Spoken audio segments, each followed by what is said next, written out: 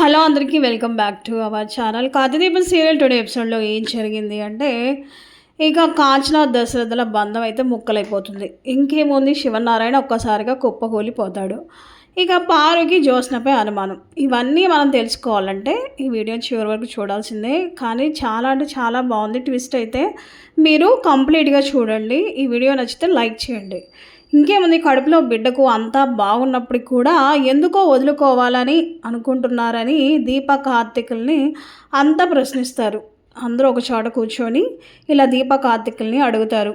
ఇది తాను తీసుకున్న నిర్ణయం అని, కార్తీక్ భావన ఏమనొద్దని దీప అయితే కార్తీక్ని వెనకేసుకొస్తూ ఉంటుంది. అయితే ఎందుకు వద్దనుకుంటున్నావో చెప్పాలని అందరూ దీపనైతే నిలదీస్తారు. ఇక దీప అయితే నోట్లోంచి మాట రాదు, అసలు నోరే విప్పదు. అప్పుడే దీప మరోసారి ప్రెగ్నెంట్ అయ్యే అవకాశం లేదని డాక్టర్ చెప్పిన వాయిస్ మెయిల్ అందరికీ వినిపిస్తుంది జ్యోత్స్న. ఇప్పుడు దీపని విరికించాలని చూస్తుంది జ్యోత్స్న. దీప బిడ్డను వదులుకుంటున్న విషయం దశరథకు ముందే తెలుసని పారిజాతం మళ్ళీ ఇరికిస్తుంది దశరథని. సో ఈ విధంగా అయితే అందరూ కూర్చొని దీప బిడ్డకి ఏమవుతుందా అని ఒకటే అయోమయంలో పడతారు. ఇటుపక్క సుమిత్ర ఆరోగ్యం రోజు రోజుకి క్షీణిస్తున్నా ఏం చేయాలో పరిస్థితి, ఏం చేయలేకపోతున్నామనే బాధ ప్రతి ఒక్కరిలోనూ కనిపిస్తుంది. దీప బిడ్డను వద్దనుకుంటున్న విషయం దశరథకు ముందే తెలిసిన విషయాన్ని పారిజాతం అయితే బయట పెట్టేస్తుంది. ఆ మాటలకి ఇంట్లో వాళ్ళందరూ ఒక్కసారిగా దిగ్భ్రాంతికి షాక్ గురవుతారు. ఈ విషయం నీకు ఎప్పుడు తెలుసని శివనారాయణ పారిజాతాన్ని గట్టిగా ప్రశ్నిస్తాడు.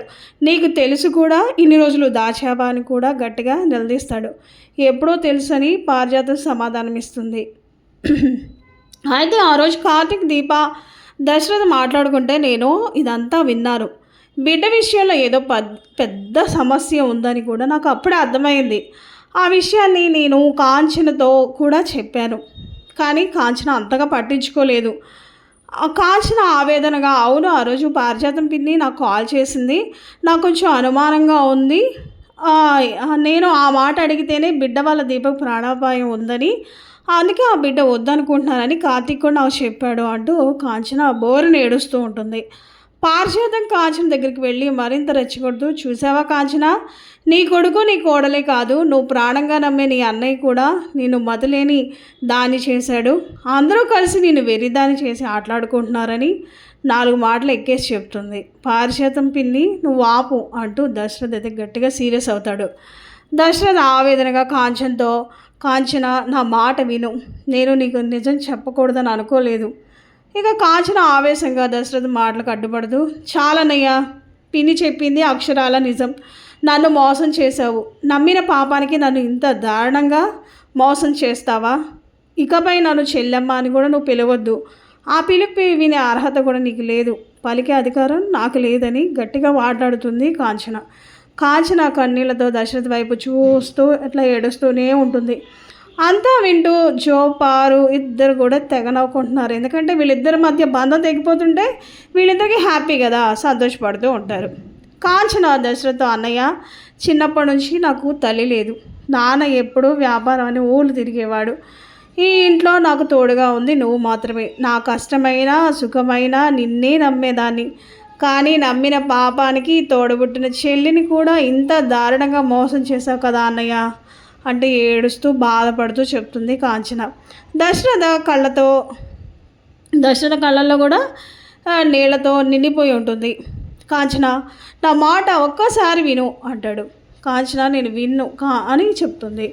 దశరథ ఆవేదన చూసి దీప కార్తీక్ అల్లాడిపోతారు, బాధగా చూస్తూ ఉండిపోతారు, ఏం మాట్లాడలేకపోతూ ఉంటారు. దశరథ్ చెప్పాలనుకునే దానికి కాంచన అడ్డుపడుతూ, నేను నా కొడుకు కోడలు పుట్టబోయే మనవడు లేదా మనవరాల గురించి గంటల నీ దగ్గర మురిసిపోతుంటే ఏమీ తెలియనట్టు విన్నట్టు నటించావు కదా అన్నయ్య, ఆ రోజే నా కోడలు చెయ్యి నీ చేతిలో పెట్టినప్పుడు కూడా కాంచన ఈ బిడ్డ విషయంలో ఏదో సమస్య ఉంది అని ఒక మాట చెప్పలేకపోయావా, అంతలా నన్ను మాయ చేసావు అంటూ దశరథని బాగా నిలదీస్తుంది కాంచన ఏడుస్తూ. కాంచన దశరథ ఏదో చెప్పాలని కాంచన దగ్గరికి వెళ్ళబోతుంటే ఆమె అసహ్యంగా తన చేతిని కూడా పక్కకి నెట్టేస్తుంది.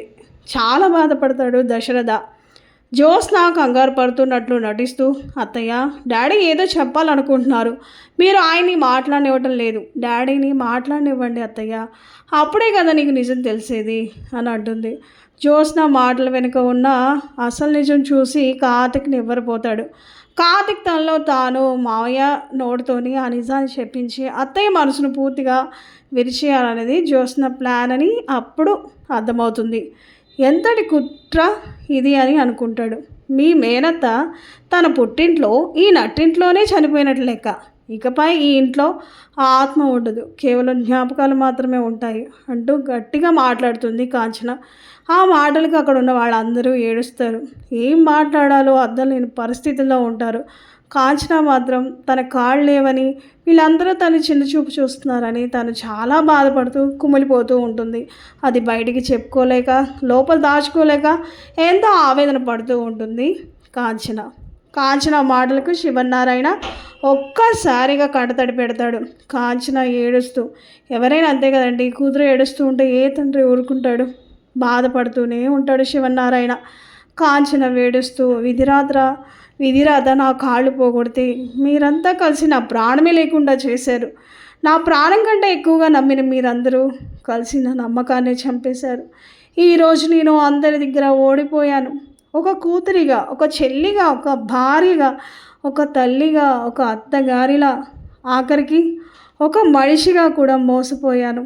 అందరినీ నమ్మి నేను ఈ విధంగా మోసపోయాను అంటూ ఎక్కి ఎక్కి ఏడుస్తుంది కాంచన. ఇన్ని మోసాలు భరించినా ఇంకా ఈ గుండె కొట్టుకుంటుంది అంటే ఇంకా ఎన్ని ఘోరాలు చూడాలో భయమేస్తుంది నాన్న అంటూనే, ఇక ఇక్కడ ఒక క్షణం కూడా ఉండలేను, నన్ను ఇక్కడ నుంచి తీసుకెళ్ళిపోండి అని దశరథని అడుగుతుంది కాంచన. ఆ మాటలకి అందరూ ఒక్కసారిగా ఏడుస్తూ కుప్పకూలిపోతారు. కాంచనాన్ని ఇంతలా బాధ పెట్టామా అని శివనారాయణ దశరథ అయితే ఇంకా బాధపడతాడు. అయితే ఇక శ్రీధర్ కూడా బాధపడి అక్కడి నుంచి వెళ్ళిపోతాడు. కాంచన బాధను చూసి వెంటనే కాంచన వీల్ చైర్ పట్టుకొని ముందుకు నడుస్తాడు బాధగా. కాంచన ఇంట్లోంచి వెళ్ళిపోతుంటే శివనారాయణ అక్కడే కుప్పకూలిపోతాడు. అప్పుడే పారిజాతం తన అసలు రూపం చూపిస్తుంది. పారిజాతం వెటకారంగా, చూసారా ఇదంతా ఎవరి వల్ల? ఆ దీప వల్లే కదా. అసలు ఆ బిడ్డను వదులుకోవడానికి ఆ అమ్మాయికి ఏ రోగం వచ్చింది? ఏం మాయరోగం? ఏం కొంపలు మునిగిపోయానని ఇలా చేస్తుందో అర్థం కావట్లేదు. ఒకవైపు అందరూ బాధలో ఉంటే జ్యోత్స్న మాత్రం తన ప్లాన్ వర్కౌట్ అయినందుకు నవ్వుకుంటూ ఉంటుంది. ఇంత బాధలో ఉన్నా కూడా దీప నోరు మాట్లాడలేదు, కార్తిక్ గడు సైలెంట్గా ఉన్నాడు అంటూ పారిజాతం ఇంకా ఎక్కిస్తుంది శివనారాయణకి. ఇంకా దశరథ ముందు కార్తిక్ దీప నిలబడి ఉంటారు. పారిజాతం చేసిన ఈ గోలకి కార్తిక్ కుంగిపోతాడు. అసలు మీ ఇద్దరు డాక్టర్ దగ్గరికి ఎందుకు వెళ్ళారు? ఇంత గొడవకు కారణం ఏంటి అని దశరథ ప్రశ్నిస్తాడు. మావయ్య, జ్యోత్స్నకి మన మీద అనుమానం వచ్చింది. డాక్టర్ హారికను ఒప్పించాలని చూసి ఫెయిల్ అయింది. అందుకే తెలివిగా తాతయ్యను అమ్మను లాక్ చేసి నిజం బయట పెట్టాలని ప్లాన్ చేసింది. ఇప్పుడు అందరి ముందు నేను నమ్మకం లేని మనిషిగా ఇలా మిగిలిపోయాను అంటూ కార్తిక్ వెక్కి ఏడుస్తాడు. నువ్వు నన్ను ఆపకుండా ఉండాల్సింది కార్తిక్, నేను నిజం చెప్పేవాడిని, ఇంత దాకా వచ్చేది కాదు, ఇందరి మనసులు బాధపడేవి కాదు, అసలు రాక్షసులు బయటపడేవాళ్ళు, దేవత లాంటి దీప మనందరం పూజించేవాళ్ళం అనేసి దశరథ అంటాడు. వెంటనే దీప బాధగా దశరథ్తో, వద్దు నాన్న, మీరు అమ్మ గురించి ఆలోచించండి. సుమిత్రమ్మ పడుకున్నారు, ఆమెకి ఏమీ తెలియదు, ఇక్కడ ఉండటం మనకు మంచిది కాదు అంటుంది దీప. అప్పుడు దీప, జ్యోత్స్న నిఘా మీ మీద ఉంది, ఎవరైనా చూసేలోపు ఇక్కడ నుంచి వెళ్ళిపోండి అంటాడు దశరథ. అప్పటికి జ్యోత్స్న మెట్ల మీద నుంచి తమని గమనించడాన్ని వారు చూసేస్తారు. దాంతో జ్యోత్స్న మెల్లగా అక్కడి నుంచి జారుకుంటుంది. ఆ తర్వాత కార్తిక్, జ్యోత్స్న ఇప్పటిదాకా మనల్ని గమనించి ఇప్పుడే వెళ్ళింది మావయ్య, మనం జాగ్రత్తగా ఉండాలి అంటూనే దీప, వెళ్దాం పదా అంటాడు. ఒకసారి అమ్మను చూసి వెళ్ళిపోదాం బావా అంటుంది దీప. ఇప్పుడే ఇంత గొడవ అయింది కదా, ఇప్పుడు వద్దులే అంటాడు కార్తిక్.